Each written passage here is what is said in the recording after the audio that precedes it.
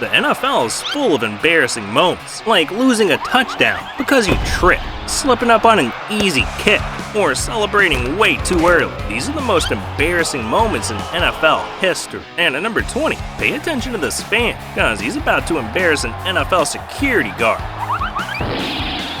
Oh, that man got his ankles broken. Even the players were laughing. And at number 19, Sanchez had the most embarrassing fumble in NFL history. You're going to bust the play here, and then Sanchez gets hit, the ball is loose, and it's alive.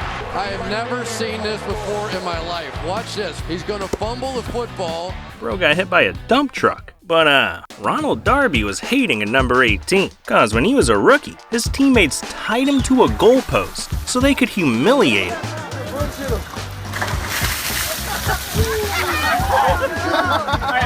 Hey, we'll be back in like 10, 15 minutes, right?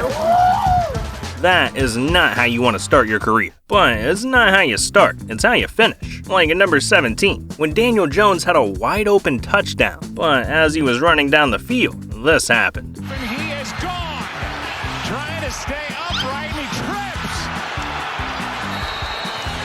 Absolutely all alone, and he trips. Did this man just get tackled by Casper the Ghost? That's spooky. But number 16 is gonna haunt Quay Walker forever, because he got ejected from a game and started crying. See, after a player got hurt, a medical staffer ran onto the field, and when the staffer slightly moved Quay out of the way, Quay decided to assault them.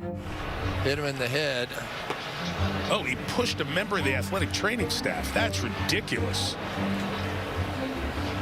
Wow. But the crazy thing is, he's done this twice, because after a play against the Bills, he shoved one of their coaches for no good reason. So of course, he was ejected, and immediately after, he was caught crying. Well, in this drive, Quay Walker up the tunnel.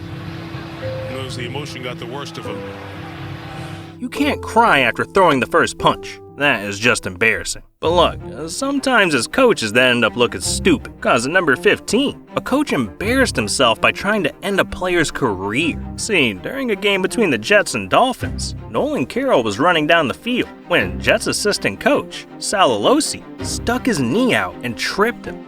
As he's running out, he was almost tripped by the Jet strength and conditioning coach, Sal Alosi. Stuck his knee out there. Clearly, more on that coming up in a minute. I bet you that. Man, a coach interfering with the game is already embarrassing enough, but trying to hurt a player too. It's no wonder the dude got fired immediately after. And fire Mike Gillislee too, cause at number 14, the man forgot how to play football. See, during a game against the Jets, Mike was supposed to receive the kick, but when the ball ended up landing in the end zone, he did nothing. He just stood there and looked at it. So the Jets scored the easiest touchdown ever. Goes to get it. Now Gillislee tracks it down in the end zone. You can't let it go. That's a touchdown. Yeah. What are the Bills doing? Dog, did his controller disconnect? The hell's going on? It's like the man just lagged out. But the Bengals were glitching at number 13, cause they celebrated way too early. See, in an overtime game against the Packers, the Bengals were one field goal away from winning, and when Evan McPherson kicked it, he thought he hit a game winner, so he started celebrating, only to realize he actually missed. Now let's take a look. Keep an eye on the flag up top, Jonathan. It hits the flag. McPherson thought he made it. Right.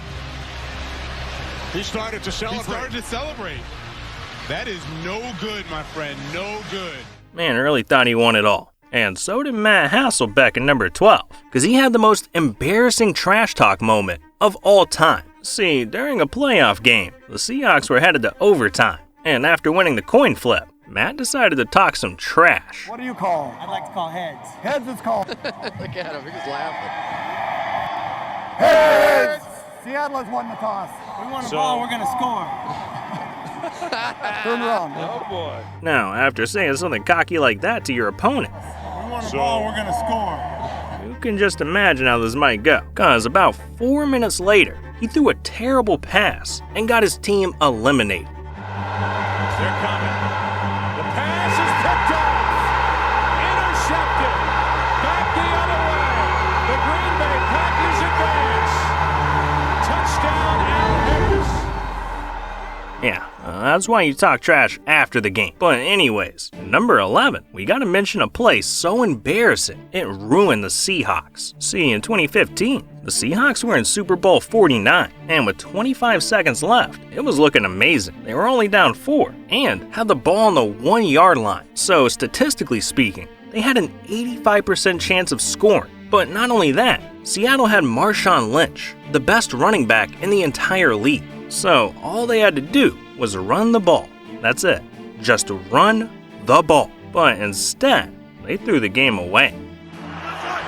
Play clock at 5. Pass is intercepted at the goal line by Malcolm Butler. Unreal. Malcolm Butler, who almost made the phenomenal play that wound up in Kersey's arms. There are flags on the field for a celebration. Amazing.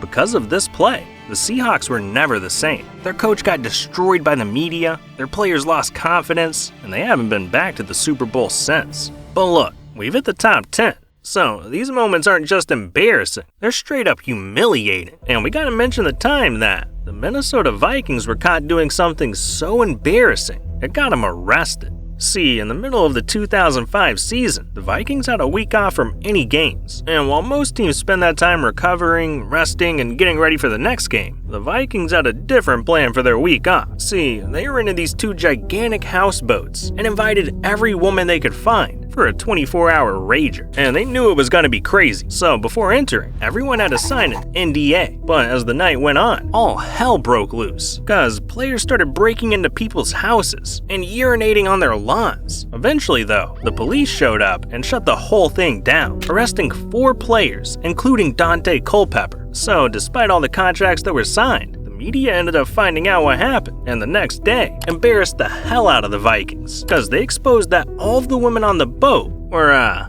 paid to be there. You know, like friendly women that get hired. And as soon as the owner found out, he lost his damn mind. The first day back, we had a team meeting where Ziggy Wilf, the owner, called a team meeting. And he's literally almost got tears coming from his eyes. And he rips us a new, like all of us, like to the point where his lip is shaking.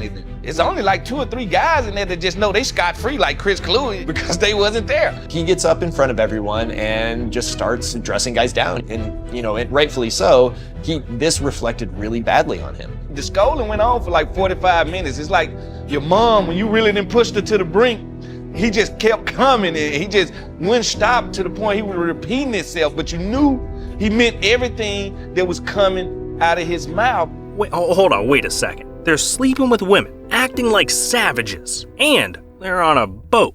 I think they might be the real Vikings. But I think the Falcons are some real idiots in number 9, because they made the most embarrassing trade in NFL history. See, in 1991, the Falcons drafted Brett Favre, a future NFL legend. But the coach, Jerry Glanville, hated the pick, because he thought the kid was too immature for his team. So he tormented Brett every single day, nicknaming him Mississippi Mud, mocking him about his playtime, and even saying it would take a plane crash to put him in a game. Mississippi, you're not gonna play tonight?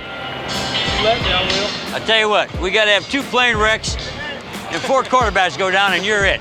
But the coach wasn't done there, because after convincing the front office, he managed to get Brett traded. Actually sitting in the kitchen that day, we were eating boiled crawfish and drinking beer. I got 2 phone calls. One was just telling me, you know, you've been traded, and the next phone call was from Ron Wolf. Ron Wolf traded a first-round draft pick to bring him to Green Bay. This ended up becoming the most embarrassing trade in NFL history, because on Green Bay, Brett ended up winning a Super Bowl, becoming the all-time leader in passing touchdowns at the time, and winning 3 MVPs. Meanwhile, the Falcons haven't won shit. But look, Favre messed up big time in number 8, because he humiliated himself by showing the world his pigskin. See, when Brett Favre was on the Jets in 2008, life was perfect. He was a star player and was married with a beautiful family. But after the Jets hired a new employee, Favre forgot how to act. This is Jen Sturger, a former model turned reporter. And when Favre set his eyes on her, he just had to have her. So he had a Jets employee get Jen's number for him and immediately started blowing up her phone by sending her creepy voicemails, calling her dozens of times in a row when she wouldn't answer, and even asking her to come to his hotel room. Jim, just got done with practice. I'm going back to the hotel and just chill. So, send me a text, because I'll be in the building for a couple hours. Love to have you come over tonight. Now, up to this point, Jen had never even met Favre, so she just ignored all of his messages. Till suddenly, Favre took things way too far. Cause out of nowhere, he started sending her nudes, including videos of him doing some nasty stuff. And Jen was immediately disgusted by it all, so she exposed his ass to the world, leaking the voicemails and photos, even bringing the NFL in to investigate. George, I think the one thing that I want to make clear is that I don't know him. I've never met him. We've never met. There was no relationship. There was no affair. Everyone out there has this perception that I'm a homewrecker and I'm a gold digger. I'm none of those things. I've never met Brett Favre. But because the league took so long to investigate the matter, Favre didn't want to cooperate or hand over his phone, so all they could do was fine him $50,000. Yeah, he got off easy. But Billy Cundiff had it rough, cause in number 7, he missed the easiest field goal of his life, and it cost his team a Super Bowl. See, during the 2012 playoffs, the Ravens were down 3 with 15 seconds left, one kick away from making it to the Super Bowl. So Billy lined up for an easy 32-yard field goal, a kick that he should be able to do in his sleep. But then, this happened. In the fourth quarter on field goals, 32 yards to tie it. And the kick, look out! Look out! It's no good! It's no good! Yeah, that kick was 32 yards off. And the most embarrassing part is the Ravens ended up dropping Billy immediately after. I kind of feel bad for him, but I feel even worse for Jets fans in number 6, because we gotta mention the most embarrassing loss in NFL history. See, in 2016, the Cleveland Browns sucked. And I mean really sucked, because they lost their first 14 games and ended the season with a record of 1-15. But going into the 2017 season, somehow things got even worse, because the team ended up losing every single game. That is 0-16. So at this point, nobody wanted to be the team that finally lost to the Browns. But on September 20th, 2018, the Jets made history for all the wrong reasons, when with 20 seconds left in the game, they threw the worst pass possible. Your signal like it did now. On 2nd down and 12, Darnold airs it out, downfield, pass is picked by Mitchell. Browns are gonna win. After 635 days, the Browns finally won a game, and the Jets took one of the worst L's of all time. But at least number 5 has a happy ending, because we gotta talk about the time that the owner of the Patriots was involved in a massage parlor scandal. See, in 2019, the Patriots were trying to finish off their season the right way. They were in the playoffs, hoping to get to the Super Bowl. But days before the big game, Patriots owner Robert Kraft was facing a lot of pressure to win. So he decided to go to Orchids of Asia Day Spa in Boston to get a little relief. But there were 2 big problems with that. The massage parlor was getting a little too handsy, if you know what I mean. And there were cameras everywhere. So a few weeks later, on February 22nd, police announced that they had 5 surveillance cameras that caught Kraft red-handed, and they'd be charging him on 2 counts of soliciting favors, which immediately ruined his legacy. Jupiter police say Robert Kraft, he's the owner of the New England Patriots, paid a prostitute for sex. Yes, sir. He is one of the individuals. Name who he is. That would be Mr. Robert Kraft. Robert Kraft, the owner of the New England Patriots? Yes, sir. And what is he being charged with? He's being charged with the same offenses as the others, and that is soliciting another to commit prostitution.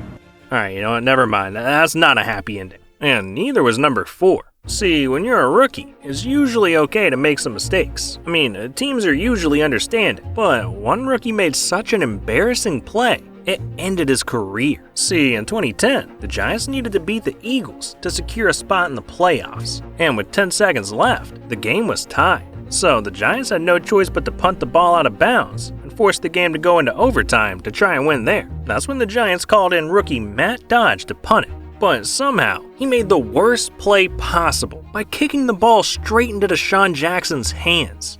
Waits. And it's a line drive kick. Jackson bobbles it and now has to try and recover. Deshaun Jackson gets a block! Are you kidding? Deshaun Jackson Still not in, and now in for the touchdown, no flags. Unbelievable.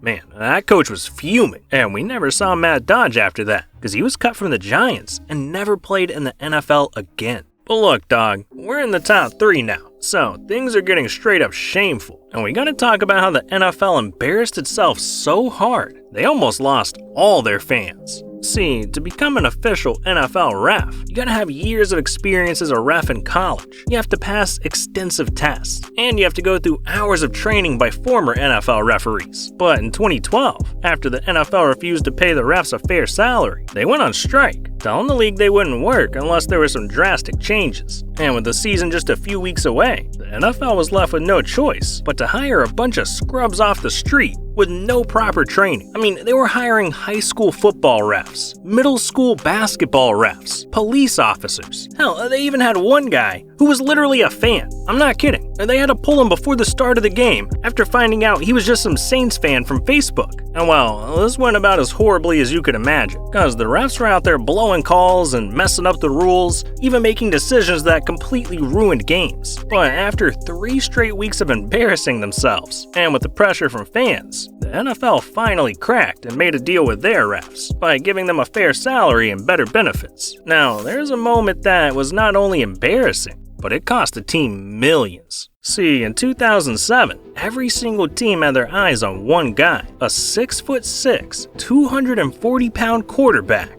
named JaMarcus Russell. And this dude was a beast. In college, he won the Manning Award, was named SEC First Team, and had some of the most ridiculous arm strength we had ever seen. But unfortunately for everyone else, it was the Oakland Raiders who had the #1 pick, so they scooped his ass up immediately, picking him over guys like Adrian Peterson, Calvin Johnson, and even Marshawn Lynch. And they gave this man the world, signing JaMarcus to a 6-year, $61 million contract. But when it came time to play, JaMarcus was trash. He couldn't pass the ball, he was getting sacked like crazy, and going into his 3rd year, he became unplayable because he came into training camp at 305 pounds. But what's even worse is that he didn't even care. He wasn't working hard during practice or workouts. I mean, he was even lying about studying film, to the point where his coaches sent him blank tapes to catch him lying. And after playing only 31 games, JaMarcus had thrown more interceptions than touchdowns. So eventually, the Raiders had enough and cut his ass, making him the worst quarterback and #1 pick of all time.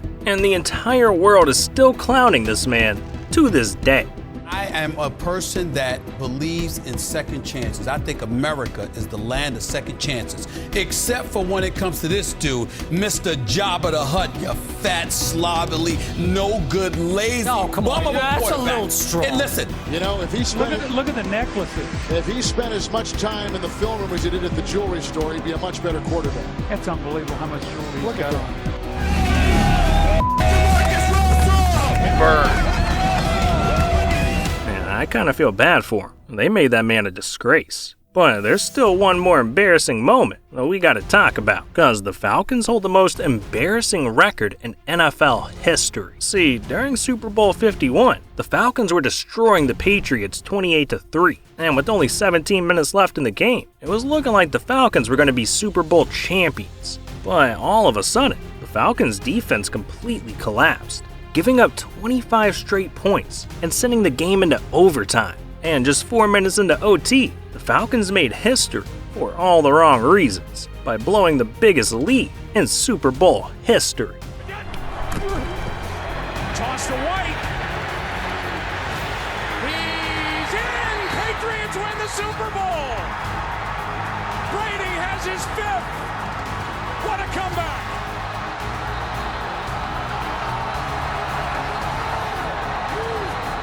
What kind of shit is this? Patriots. Motherfuckers came back, girl. Yeah, it doesn't get more embarrassing than that.